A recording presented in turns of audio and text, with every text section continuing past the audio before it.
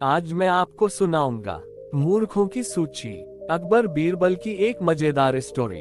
एक दिन बादशाह अकबर दरबार में बैठे हुए थे और वह अपने लोगों से कह रहे थे, मैं बहुत ही ज्यादा खुशनसीब हूँ जो हमारे पास इतने समझदार और होनहार लोग हैं। ऐसा होना भी चाहिए क्योंकि राजपाट चलाने के लिए समझदार और होनहार लोगों की आवश्यकता जरूर पड़ती है।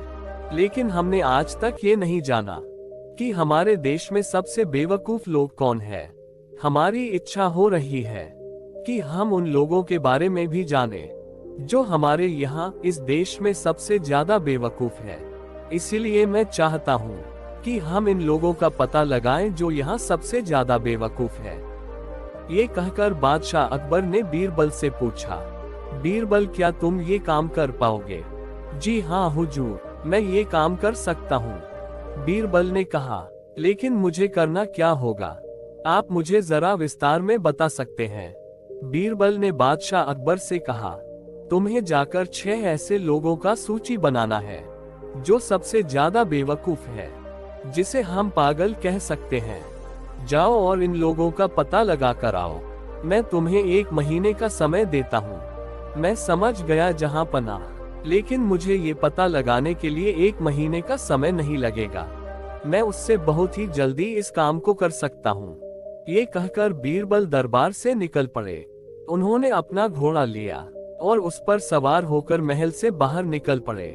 जब वे रास्ते पर थे तब उनके दिमाग में एक सवाल बार बार उठ रहा था कि आखिरकार वह 6 सबसे बेवकूफ लोगों के बारे में कहाँ खोजेंगे।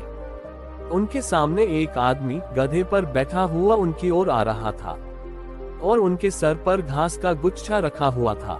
ये देखकर बीरबल ने सोचा कि इससे बात किया जाए। तब उन्होंने उस व्यक्ति को आदेश दिया, रुको जरा, यहाँ आओ। तुम्हारा नाम क्या है? जी हुजूर, मेरा नाम रामू है। मैं यहाँ का रहने वाला हूँ। अच्छा, तो तुमने अपने सर पर ये घास के गुच्छे क्यों रखे हुए हो? इसे तो तुम अपने गधे के ऊपर भी रख सकते हो, बीरबल ने रामू से कहा। जी हाँ हुजूर, रख तो सकता हूँ, लेकिन मैं उसके ऊपर और बोझ नहीं डालना चाहता, इसीलिए मैंने इसे अपने सर पर रख लिया और मैं इस पर बैठ गया। रामू की यह बात सुनकर बीरबल समझ गए कि उन्हें सबसे पहला बेवकूफ आदमी मिल चुका है। तब उन्होंने रामू से कहा, तुम एक अच्छे आदमी लगते हो, तुम्हें जानवरों की कितनी चिंता है और इसी बात के लिए मैं तुम्हें बादशाह से इनाम दिलवा दूंगा। तुम मेरे साथ चलो। इनाम की बात सुनकर रामू बहुत ही ज्यादा खुश हो चुका था और वह बीरबल के पीछे पीछे हो चला। फिर दोनों आगे जाने लगे तो कुछ देर बाद उन्हें 2 व्यक्ति मिले जो आपस में लड़ाई कर रहे थे।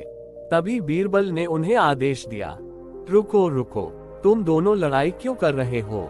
हमें माफ करना हुजूर। उनमें से एक व्यक्ति ने कहा, ये कह रहा है कि इसका शेर मेरे गाय को खा जाएगा और मैं उसे ऐसा करने नहीं दूंगा। वहीं दूसरी तरफ दूसरे व्यक्ति ने कहा, मैं अपने शेर को आदेश दूंगा कि वह इसके गाय को खा ले। ये सुनकर बीरबल ने उनसे सवाल पूछा, अच्छा ठीक है, लेकिन शेर और गाय है कहाँ? उन दोनों ने जवाब दिया, भगवान हमें वरदान में एक गाय और एक शेर देने वाले हैं। ऐसे में बीरबल को समझ आ चुका था, उन्हें 2 और बेवकूफ लोग मिल चुके हैं। फिर उन्होंने उन दोनों व्यक्ति से कहा, तुम दोनों भगवान पर इतना भरोसा करते हो, ये देख मैं खुश हुआ। मेरे साथ आओ, मैं तुम्हें बादशाह अकबर से इनाम दिला दूंगा। उसके बाद बीरबल के पीछे वे तीनों व्यक्ति चल पड़े।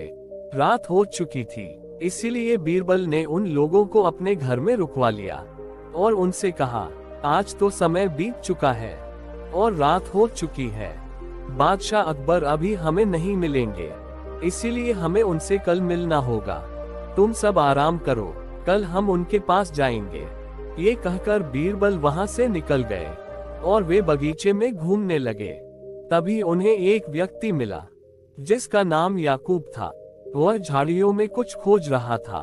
बीरबल उसके पास गए और पूछे, तुम यहाँ क्या कर रहे हो? हुजूर, मैं अपनी खोई हुई अंगूठी ढूंढ रहा हूँ। अच्छा ऐसी बात है, बीरबल ने कहा, वैसे बताना जरा कि तुम्हारी अंगूठी कैसी थी और कहाँ खोई थी। फिर उस व्यक्ति ने बीरबल से कहा, क्या आपको पता नहीं मेरी अंगूठी सोने की थी, और वो वहाँ दूर बड़ा सा पेड़ आपको दिख रहा है, वही मेरी अंगूठी उस पेड़ के नीचे ही खो गई, लेकिन वहाँ पर अंधेरा है, इसलिए मैं यहाँ आकर रोशनी में अपनी अंगूठी खोज रहा हूँ। बीरबल ये सब सुनकर खिलखिला उठे। ये सुनकर बीरबल को उनका चौथा बेवकूफ आदमी मिल गया। उन्होंने उस व्यक्ति से कहा, तुम चिंता मत करो, मैं बादशाह अकबर से कहकर तुम्हें नई अंगूठी दिलवा दूंगा। ये सुनकर वह व्यक्ति बहुत खुश हुआ और बीरबल के साथ चल पड़ा। जैसे ही सुबह हुआ, वह सब बीरबल के साथ दरबार पर पहुंचे। बीरबल ने बादशाह से कहा, जहां पनाह मुझे वह बेवकूफ लोग मिल चुके हैं जिनको आप तलाश रहे थे। अच्छा, इतनी जल्दी मिल गए। अकबर ने बीरबल से कहा, आखिरकार मुझे ये बताना जरा, ये सबसे बड़े बेवकूफ कैसे हुए। बादशाह अकबर के सवाल पूछने पर बीरबल ने उनके साथ जो घटना घटी वह सारी कहानी बादशाह अकबर को कह सुनाए। बीरबल की इन सब बातों को सुनकर बादशाह अकबर मान गए कि वह चारों सचमुच में बहुत ही बड़े बेवकूफ हैं। लेकिन बादशाह अकबर ने 6 लोगों की सूची बनाने के लिए कहा था, वह तो सिर्फ 4 लोग ही थे। ऐसे में बादशाह ने बीरबल से पूछा, बीरबल, मैंने तो तुम्हें 6 लोगों की सूची बनाने को कहा था, लेकिन यहाँ तो सिर्फ 4 ही लोग हैं, बाकी के 2 लोग कहाँ हैं? हुजूर, यहाँ 6 बेवकूफ मौजूद हैं, 4 यहाँ खड़े हुए हैं और 5वां बेवकूफ मैं हूँ, जो इन बेवकूफों को खोजने निकला था। बीरबल ने कहा। ये बात सुनकर बादशाह हंसने लगे और फिर उन्होंने कहा, अच्छा, और वह 6वां आदमी कौन है जो सबसे बड़ा बेवकूफ है?